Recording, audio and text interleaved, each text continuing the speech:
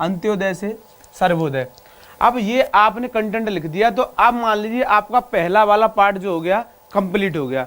अब उसने दूसरी बात और कही थी, देखो इधर लौट के, दूसरी बात और कही थी कि जो नैतिकता है इसके अनिवार्य तत्वों पर चर्चा कीजिए। अनिवार्य तत्व कौन कौन से हो सकते हैं इसके? अब अनिवार्य तत्व आपको सामने ही 3 दिख रहे हैं, नैतिक मूल्य, आचरण और प्रतिमान। ठीक है, क्या प्रतिमान यानी मॉरल वैल्यू, कंडक्ट और नॉर्म्स, ये आपको सामने दिख रहे हैं। तो चलिए इस पे भी हम बात करते हैं। इस पे अगर हम बात करें नैतिकता के अनिवार्य तत्व, नैतिकता के तत्व लिख लेते हैं, अनिवार्य तत्व ही हैं वो। चलिए नैतिकता के अनिवार्य तत्व, तो नैतिकता के अनिवार्य तत्वों में पहला नैतिक मूल्य, क्या नैतिक मूल्य। चलिए नैतिक मूल्यों के बाद एक अनिवार्य तत्व क्या था? एक अनिवार्य तत्व था आचरण, क्या आचरण, आचरण। एक अनिवार्य तत्व क्या था? प्रतिमान, प्रतिमान।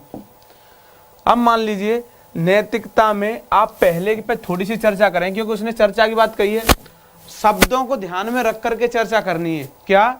शब्दों को ध्यान में रख करके आपको चर्चा करनी है। भाई आपस में बात ना करें, आपस में बातचीत ना करें, जो समझाया जा रहा है उसको समझने का प्रयास करें। सिर्फ क्या? जो समझाया जा रहा है उसी को समझने का प्रयास करें। नैतिक मूल्य यानी नैतिकता के 3 तत्व हैं, नैतिक मूल्य, आचरण और प्रतिमान। अब नैतिक मूल्यों के बारे में मैंने आपको बताया था पहले ही कि नैतिक मूल्य और मूल्यों का हमें संबंध दर्शाना है एक गोला बना करके। क्या? एक गोला बना करके हमें नैतिक मूल्य और मूल्यों का संबंध दर्शाना है। ये तो है मूल्य, क्या मूल्य, और ये अंदर वाला गोला है नैतिक मूल्य। कौन सा?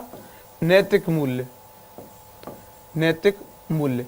तो देखो अगर हम मूल्य पढ़ लेंगे तो नैतिक मूल्य ऑटोमेटिक ही हम पढ़ लेंगे, हमें नैतिक मूल्य पढ़ने की अलग से आवश्यकता नहीं पड़ेगी अगर हम मूल्य पढ़ लें तो। लेकिन अगर हम नैतिक मूल्य पढ़ लें तो फिर बाकी जो मूल्य छूट जाएंगे वो भी पढ़ने की जरूरत पड़ेगी। इसलिए आपको यहाँ पहले ही हेडिंग देनी है